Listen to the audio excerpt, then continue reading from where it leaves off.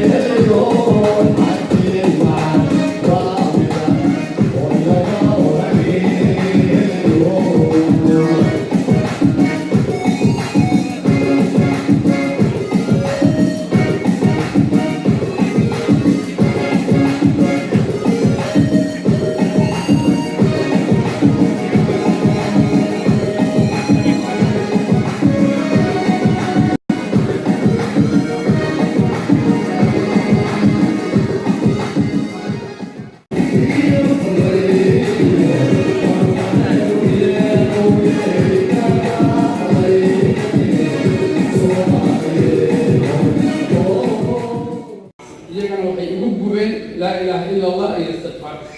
لما قفك بصدق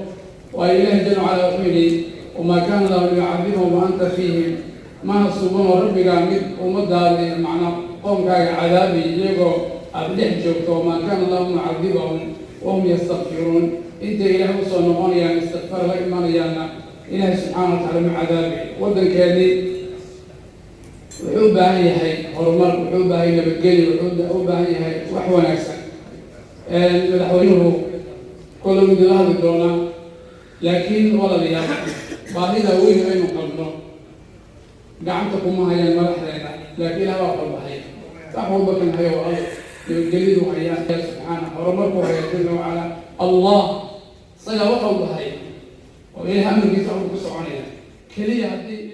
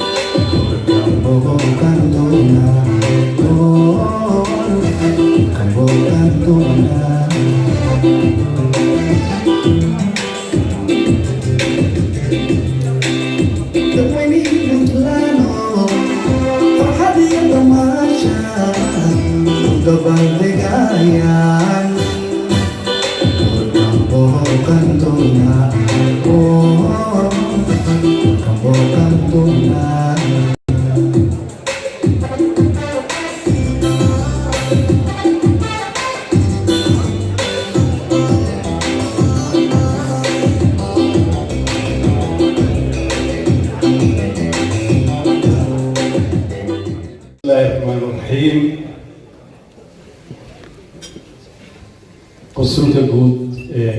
دولة الإمارات كمدن عمر وفدك إلى السعودية اللي بانا يوزير هذا مجلة كاملة مرتشرف تغير الإمارات دمانتين السلام عليكم ورحمة الله وبركاته runtii aad baan ugu faraxsanahay sida la sheegay in kulankii ugu horreeyay safarkii ugu horreeyay aan dalka uga baxay inay dalka Imaaraadku noqoto oo ah dal aan jeclahay oo muddo badan aan deganahay haddana aan deganahay sharaf weyn bay tahay inaan saaxiibo badan oo dhowrkii bilood u dambeysay aan kala maqlay inaan halkaas ku aragno waxaan sidoo kaleeto sida wasiirku uu sheegay hadda markaan nin xoog badan wada nool baan ahay madaxa kaliya kama nooli marka raggii meesha joogay saas awgeed waa ku faraxsanahay kelmadaas inay ka gudubto Puntland oo ay noqoto dowladooda jirta oo meel buuxisa runtii caawa waxaan ku faraxsanahay dhammaan dadka halka jooga inay tahay dadkii udub dhaxaadka u ahaa bulshada Soomaaliyeed meel kasta ay joogaan waa dadkii inta badan ka shaqeynayay dhaqaalaha iyo horumarka dalka muddo dheer ka shaqeynayay qaybo badan oo halkaan ku arko dalkeena muddadii u dambeysay wixii ka dambeeyay dagaaladii sokeeye waad ogtihiin oo waxyaabaha ugu weyn oo dadkeena badbaadada u ahaa waxay ahayd noloshii dadka socodsiiyey dadkii ganacsiga ka shaqeynayay oo xoogoodu bayskoodu u ahaa magaalada khaasatan Dubai ee dalka Imaaraadka runtii waxay ku leeyihiin bulshada Soomaaliyeed kaalin weyn oo aan marna la ilaawo karin waan dareemi karaa maalmihii u dambeysay dhinacii siyaasadda oo halka bays u ahaan jirtay inay xoogaa ka wareegto magaalooyinka Soomaaliya hadda u dhow ay u wareegeen laakiin marba waxay ahaan jirtay halka laga hago mujtamaca Soomaaliyeed mustaqbalkiisa dowrkaasna runtii aad baan ugu garowsanahay waana rajaynayaa dadaalkaas faraha badan ee muddada dheer ay soo qabanayeen inuu sii socdo oo mar walba ay la garab taagnaadaan talada suuban iyo tan toosan dadka mas'uuliyiinta ee dalka Soomaaliya jooga maxaa yeelay talada iyo ra'yigu anagoo dhan buu nagu wada jiraa qof baa mas'uul noqon lahaa laakiin macnaheedu maaha in wax walba yaqaan oo isagu wax walba uu fulin karo wada jir iyo iskaashi iyo wada shaqayn ayaa horumar lagu gaari karaa waana rajaynayaa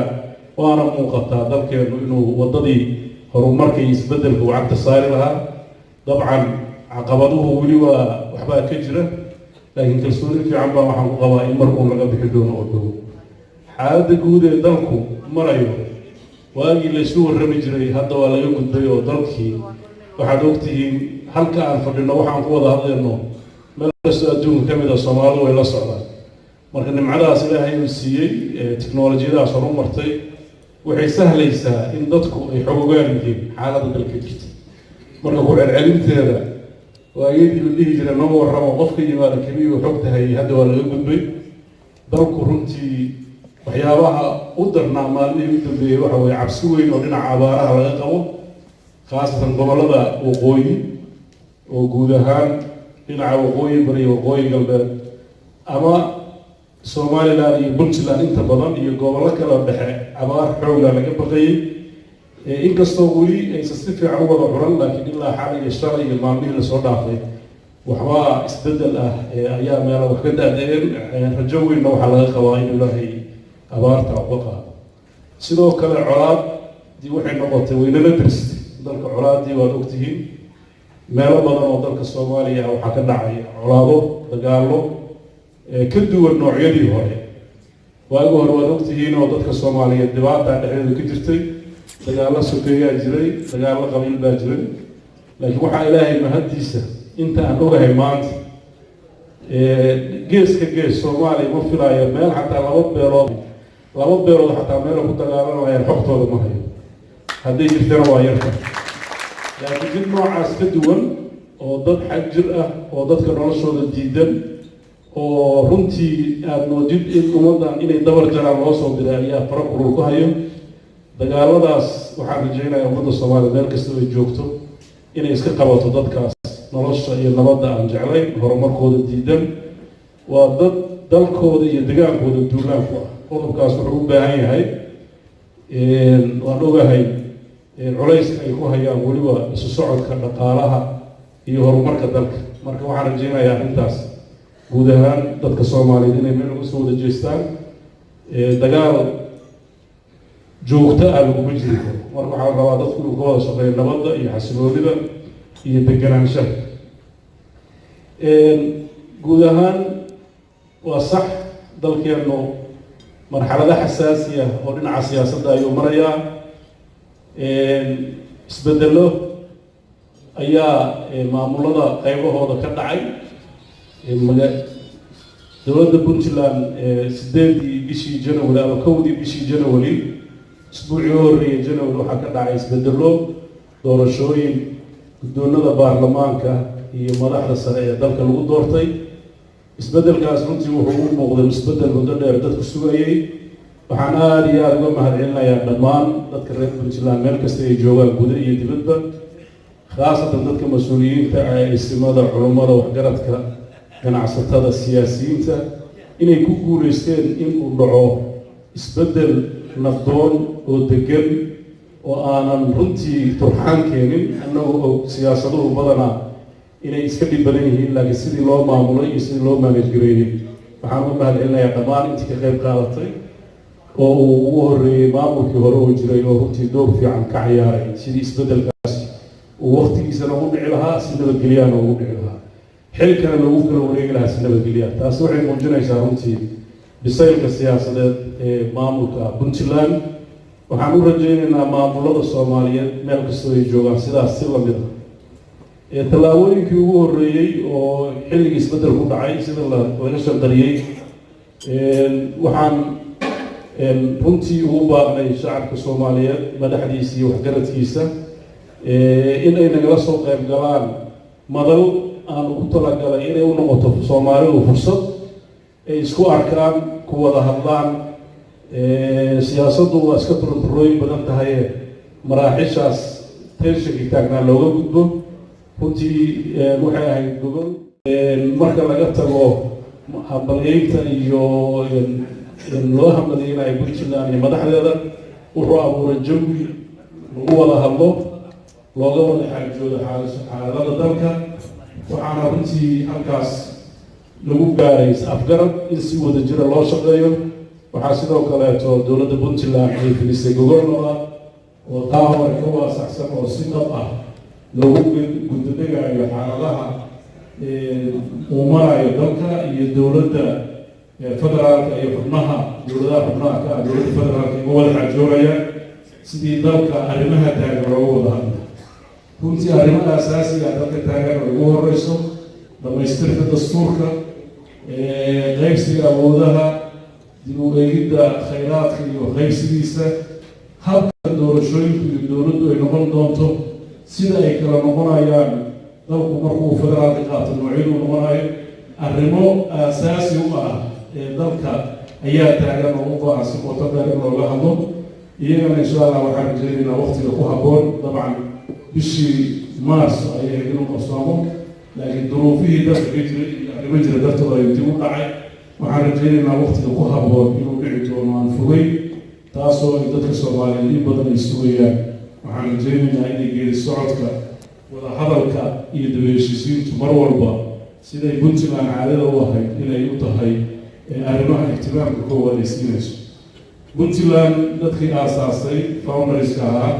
laba qodob oo aasaaskii ay ka tageen labadaas qodob baa anaga weli ku taagannahay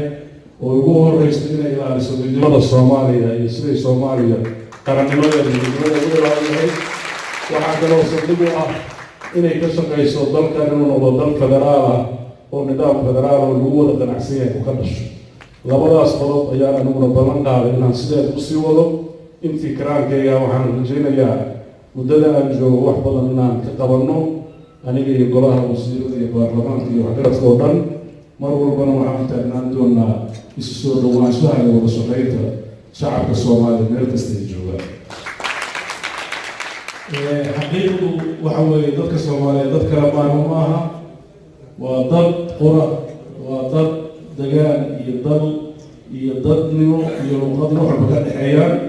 Puntlandna Soomaali intay tahay ku wada noosha way dhici kartaa dad gaar inay u badan yihiin laakiin qof Soomaaliyeed ama degaan Soomaaliyeed dad ku nool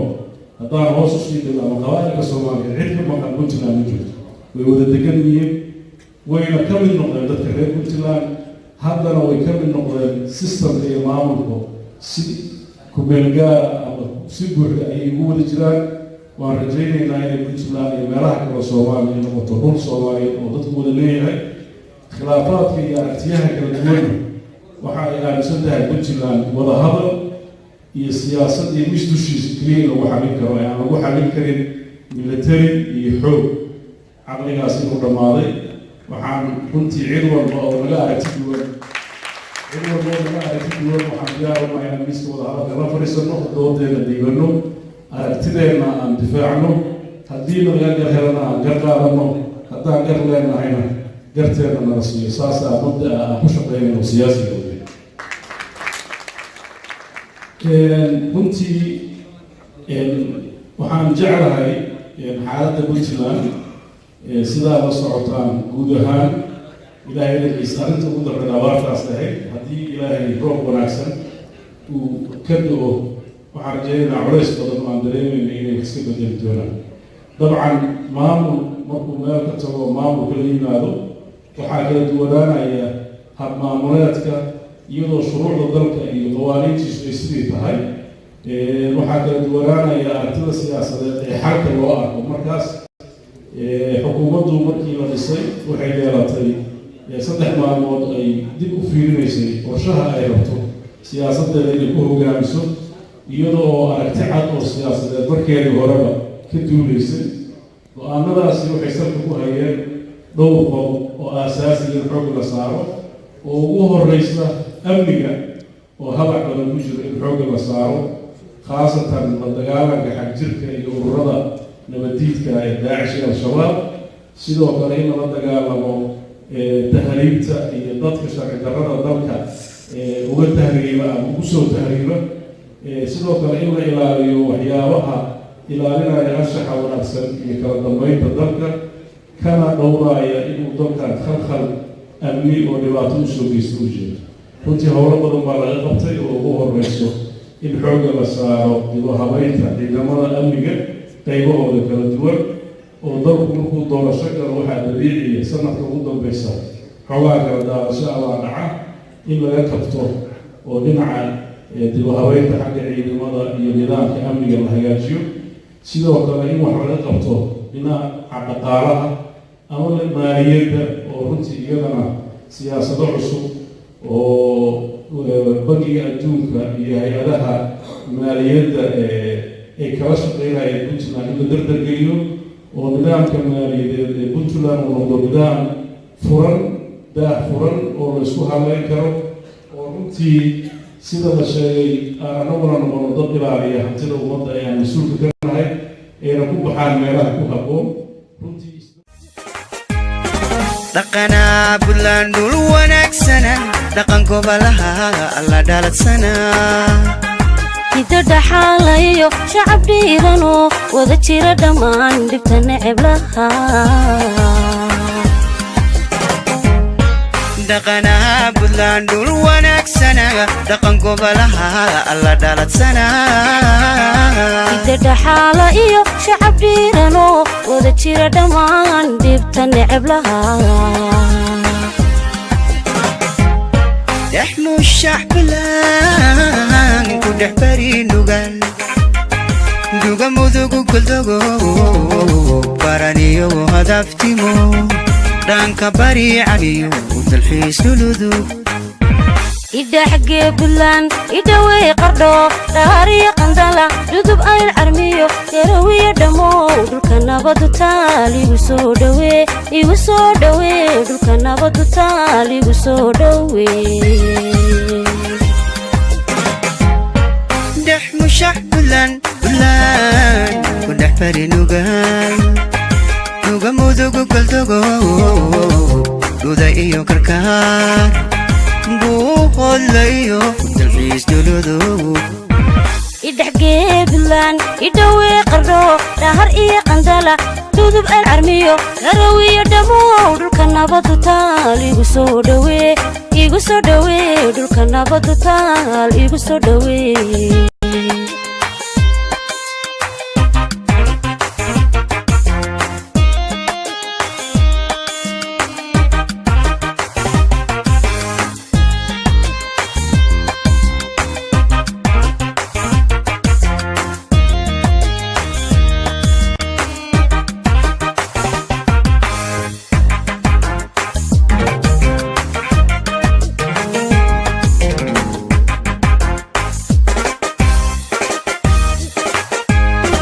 nabad lagu dhargo lagu dhaato tala lagu dhisiyo dastuur baa u yaal dhalinyaro aqoon dhigtay oo barto ciidda dhowrayay miidhalida nabad lagu dhargo lagu dhaato tala lagu dhisiyo dastuur baa u yaal dhalinyaro aqoon dhigtay oo barto ciidda dhowrayay miidhalida دحمو الشعب لان كدح بري نوغان دوغا مذوغو كل دوغو دودا إيو كركار بوساسا إيو دلحيس دلودو إدا حقي بلان إدا ويقردو داري قندلا يدوب أي العرميو يروي دمو دولك نبضو تالي يوسو دوي يوسو دوي دولك نبضو تالي يوسو دوي دحمو الشعب بلان بلان ودح فري نوغان